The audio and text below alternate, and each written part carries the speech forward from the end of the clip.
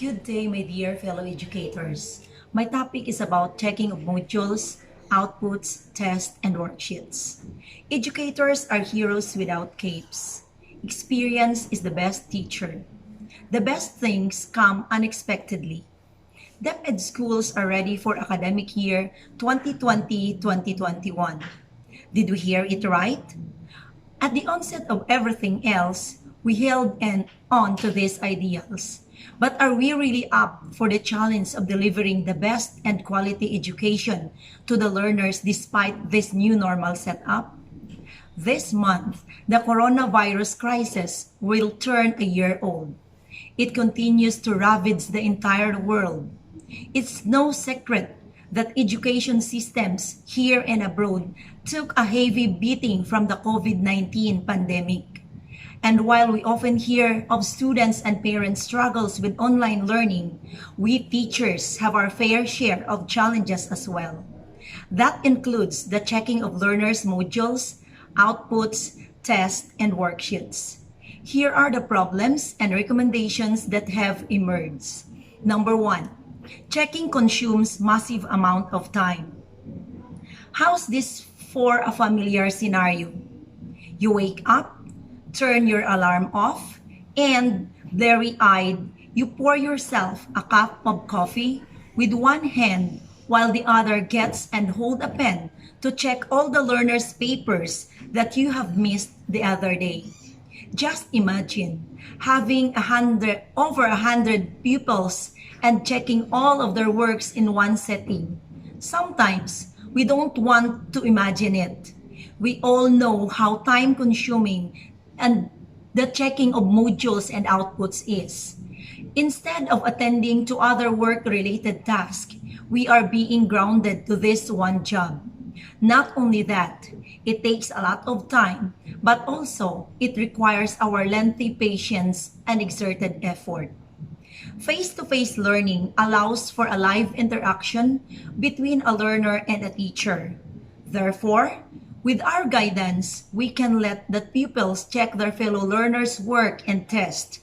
All we need to do is to record the scores.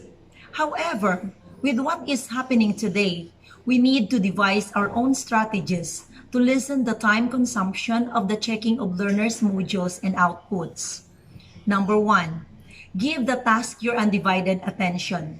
Limit other distractions and focus only on the task or conversation at hand. So wag muna tayo mag-isip ng kung ano-ano. Kung mag-check tayo ng module, dapat pag-check lang ng module ang ating gagawin sa oras na yan. Number two, adjust your working hours. It is just a matter of time management. So kung nag-umpisa ka ng late, dapat magtatapos ka rin ng late. Number three, finish your day with a plan. Create a feasible timeline throughout your week. Okay, dapat meron tayong plano na dapat nating sundin upang hindi tayo magkakamali or huwag tayong ma-delay ang ating mga gagawin lalong-lalo na sa pag-check ng modules, test, worksheets, and other activities na na-assign sa ating mga mag-aaral.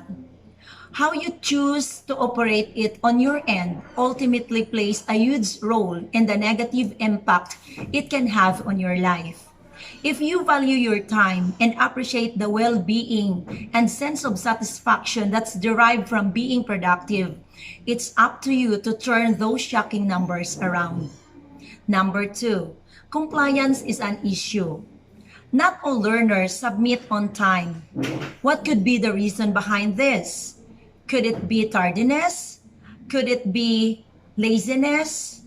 Or could it be lack of support and guidance from parents and guardians? Or it could be the absence of knowledge. Dr. Barkley, an expert in child behavior, encourages teachers to examine compliance and non-compliance in light of four factors. Number one, the nature of the student. Number two, the nature of teachers and caregivers. Number three, the effectiveness of child management methods. And number four, the student's environment and related stress.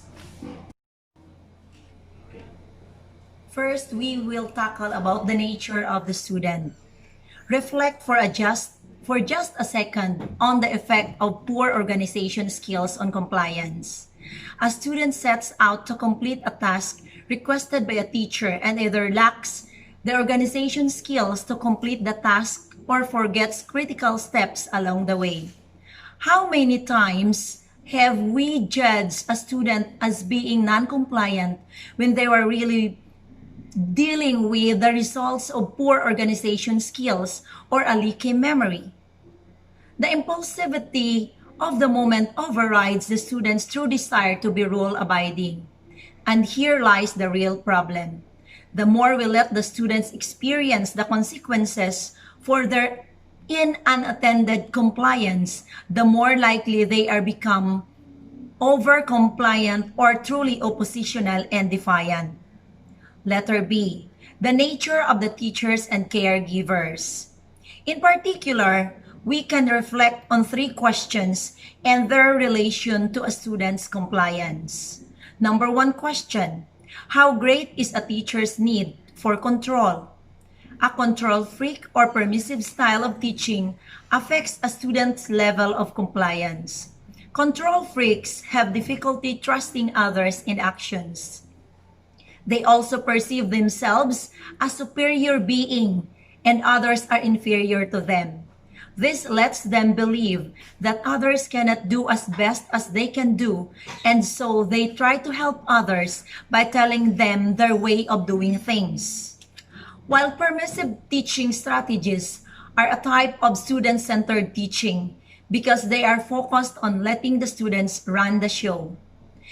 The students choose what and how to learn and supported in their learning by the teacher. But the ultimate decisions about learning are made by the students. Number two question, what is a caregiver's primary leadership style? Do they lead from the front or do they provide encouragement from the sidelines? How does each individual student respond to this leadership style? And can leadership style be adapted to the needs of different personalities? Leading from the front means we are demonstrating our leadership by going first. In some situations, this means the leader does the tough things to show how it can be done. While provide encouragement from the sidelines, this means that parents should take the position of being supportive and understanding.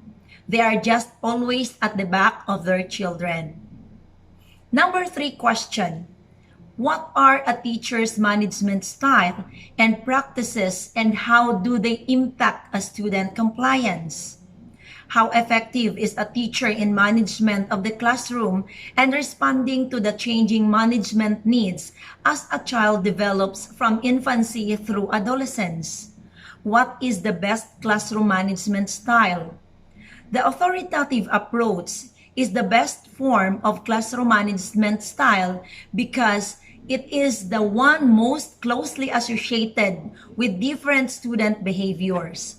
Authoritative teaching is a classroom management style that provides firm, realistic boundaries for your child in a compassionate way. An authoritative teacher focuses on maintaining high standards and projecting genuine warmth. It is a lot to think about, but the important is if we want to truly understand the root of a student's non-compliance or want to encourage active compliance. That is, if we are willing to ease our job in checking complete outputs, tests, and modules. Letter C, the effectiveness of child management methods. This is the third factor, the effectiveness of child management methods. Barkley contrasts three characteristics of student management techniques.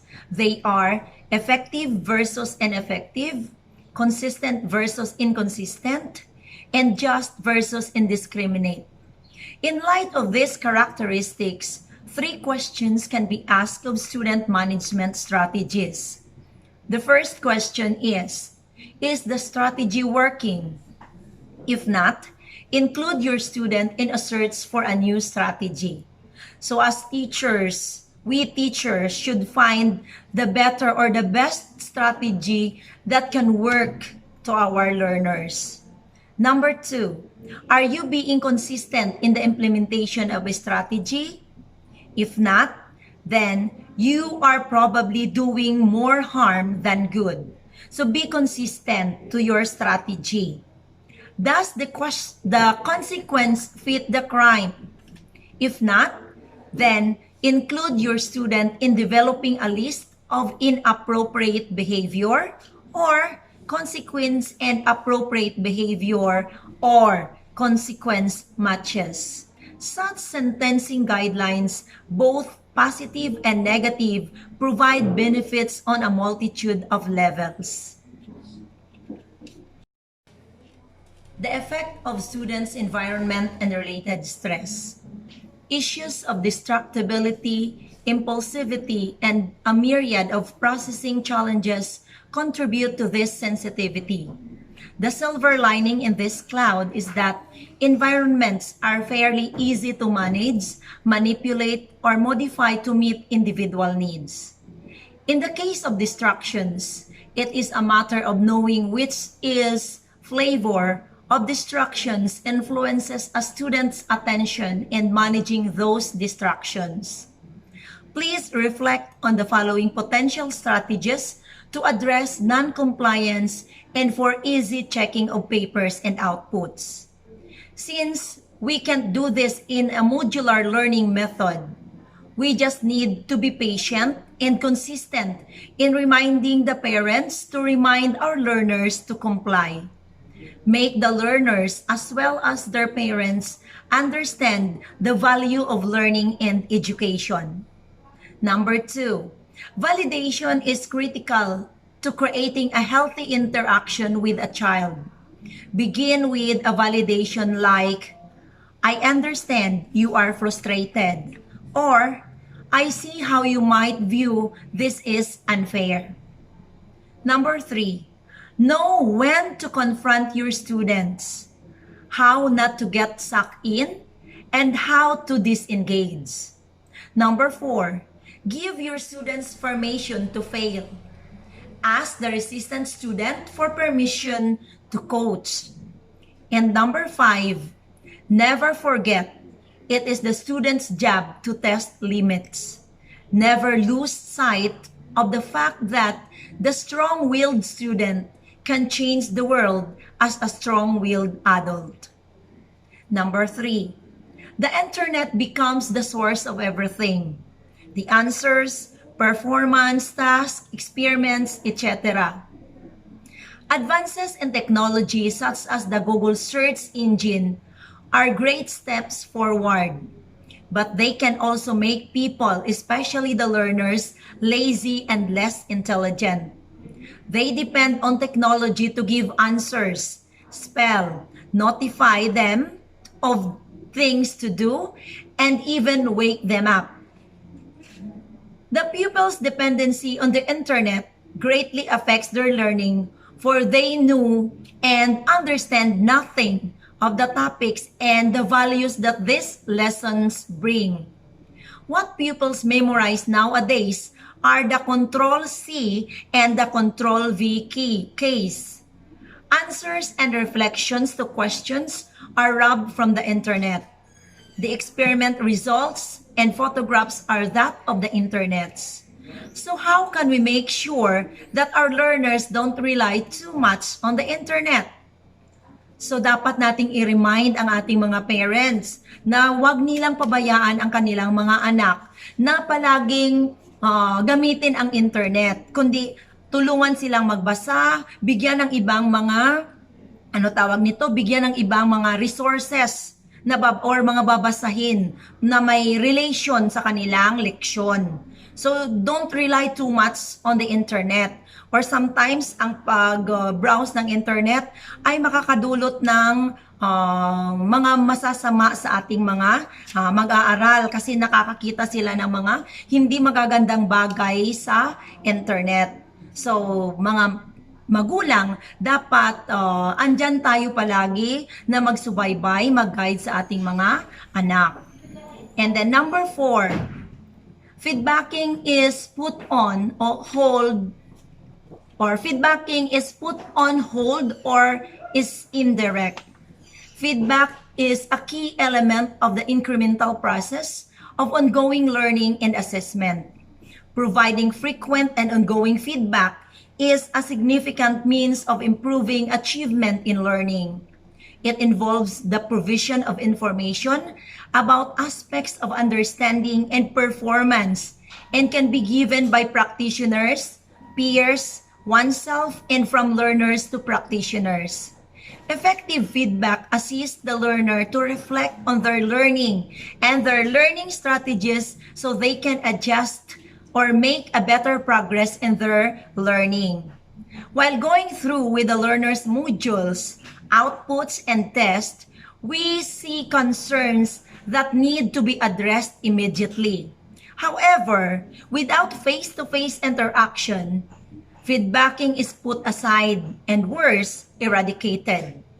Without this, we struggle on the part of assessing pupils' progress and following up of their shortcomings. In order to foster trust, create and maintain focus, encourage thrill, and create progress with the children during these trying times, we need to act by requesting for a learner-teacher and a parent-teacher conference. A dialogue with the child and the parent will surely increase the possibility of success in the learning process.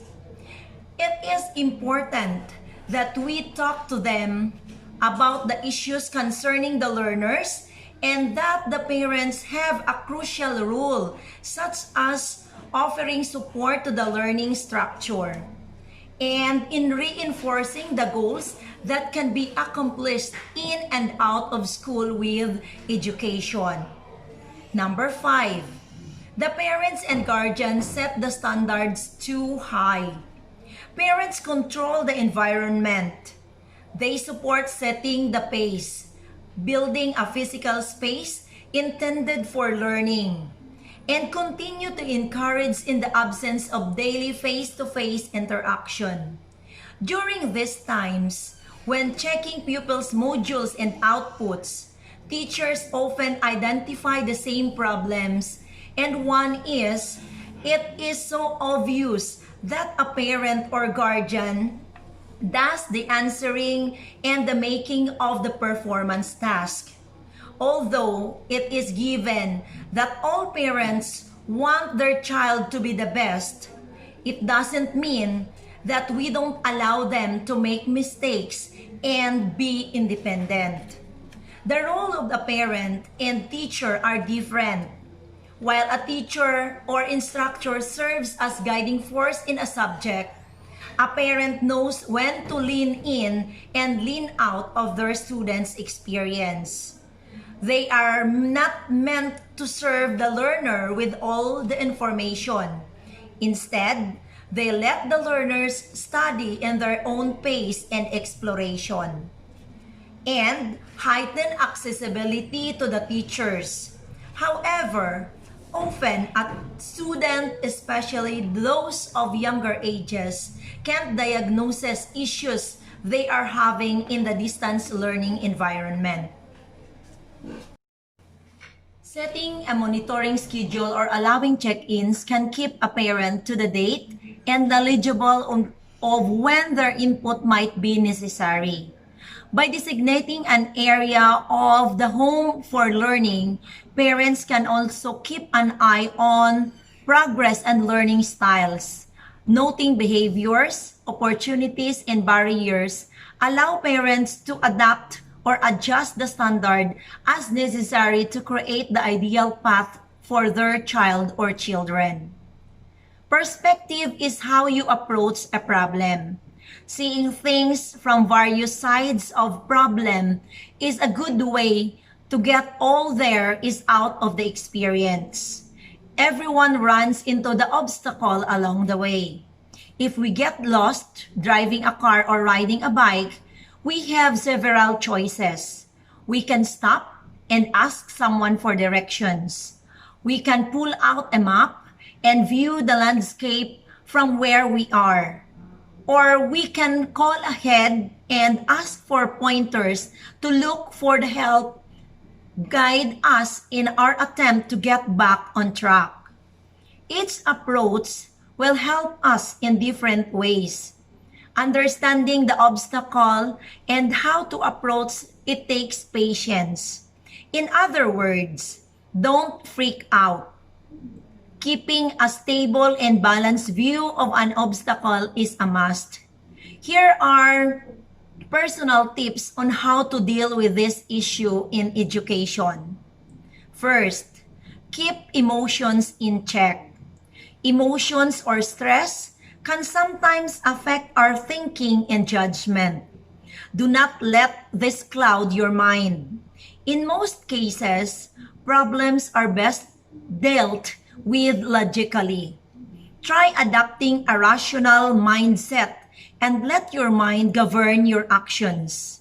In your mind, go through what the problem is and then identify the steps which are required to resolve the situation before taking action. If you find you are too emotionally charged, pause for a moment and let yourself calm down first. Step back from the challenge and maybe give it another day. Keep reminding yourself that you are in this profession because of your passion and a purpose. Second tip is focus on the end game. This is like visualizing the solution. Remember those tracing games someone would give you when you were younger. Like a maze, for example. Problem solving is about getting from one state to another state. This is known as traversing the solution path. Sometimes, getting the start state to the end state is not immediately obvious as seeing how the end state can come from the start state. In many ways, this is like navigating using a map. We can either trace a path from where we are or to where we want to go, or we can start from the destination and work backwards. Be guided that this is all the children, or this is all for the children. We should always relive the mantra, no child should be left behind. I am Mrs. Arlene M. Laurea, your speaker for today, saying, check with all your heart. Enjoy checking. Keep safe, everyone. God bless us all. Thank you and have a good day.